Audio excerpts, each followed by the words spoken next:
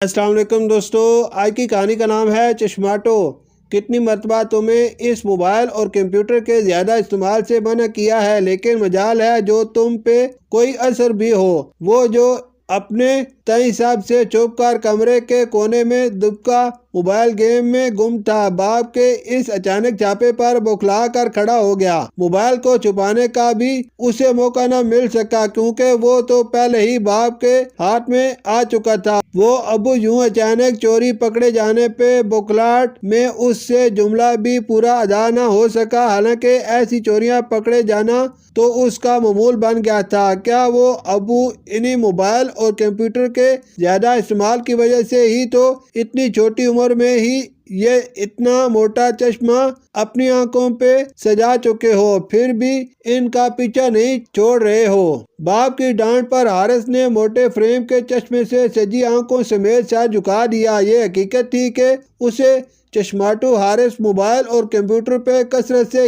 Game کھیلنے اور cartoon دیکھنے کے لیے ہی بنایا تھا۔ شروع میں ہی جب اس نے موبائل اور کمپیوٹر کا استعمال زیادہ کرنا شروع کیا تو اس کے ماں باپ نے اسے پیار، ڈانٹ اور مار سے بہت سمجھایا، لیکن اس نے تو کسی چیز کا اثر نہیں لیا، مگر کمپیوٹر اور موبائل کی مضر شعاؤں نے اپنا اثر دکھانا شروع کر دیا۔ پہلے جب اس کو بورڈ پر ٹیچر کی لکھائی اور کتابوں کی لکھائی دھندلی محسوس ہونے لگی تو اس نے اس بات کو زیادہ اہمیت نہیں دی، لیکن جب اس مشکل کے ساتھ ساتھ اس کی آنکھیں دکھنا اور آنکھوں سے کبھی کبھی پانی آنے کی تکلیف بھی ہونے لگی تو اس کے اندر خطرے کا احساس جاگا۔ ماں باپ کی ڈانٹ اور مار کے ڈر سے وہ خاموش رہ کر کمپیوٹر اور موبائل سے دور رہنے کی کوشش کرنے لگا، لیکن حد سے بڑی عادتیں کب جلدی پیچھا چھوڑتی ہیں۔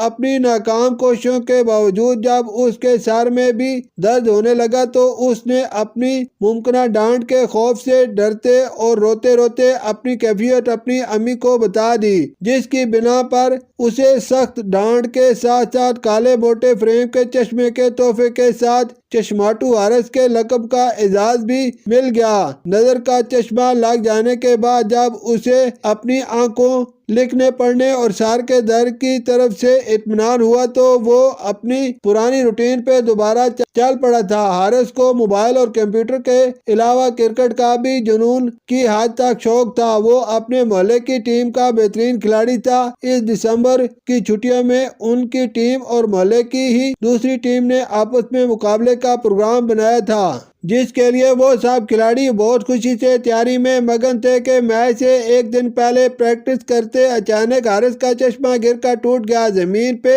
گرے ٹوٹے چشمے کو دیکھ کر اسے صدمہ تو بہت ہوا، لیکن چونکہ اب کچھ نہیں ہو سکتا تھا بغیر چشمے کے تھوڑی دیر اور پریکٹس کرنے کے بعد وہ گھر آ گیا۔ دوسرے دن میچ کے وقت سے تھوڑا پہلے جب وہ بغیر چشمے کے میدان جنگ کی طرف جانے کے لیے گھر سے نکلا تو گھر سے نکلتے ہی اسے اپنے سامنے اور ارد گرد کی دنیا اوپر نیچے ہوتی نظر آئی، جس کا سبب بھی اسے پتا چل گیا کہ اب اس کی کمزور بینائی بغیر چشمے کے دھوپ اور تیز روشنیوں کا سامنا نہیں کر سکتی۔ پھر بھی وہ اپنی آنکھوں کو دھوپ سے بچاتا خود کو سنبھالتا گراؤنڈ تک پہنچ ہی گیا، لیکن جب اس کی نظر سامنے گراؤنڈ پر پڑی تو اس کے 14 طبق روشن ہو گئے، کیونکہ سورج کی شعاعیں پورے ہی گراؤنڈ کو اپنی لپیٹ میں لے کر وہاں موجود کھلاڑیوں اور دوسرے لوگوں کے جسموں کو حرارت پہنچا رہی تھی۔ پورے گراؤنڈ میں چمکتی دھوپ کو دیکھ کر حارث نے بے اختیار اپنا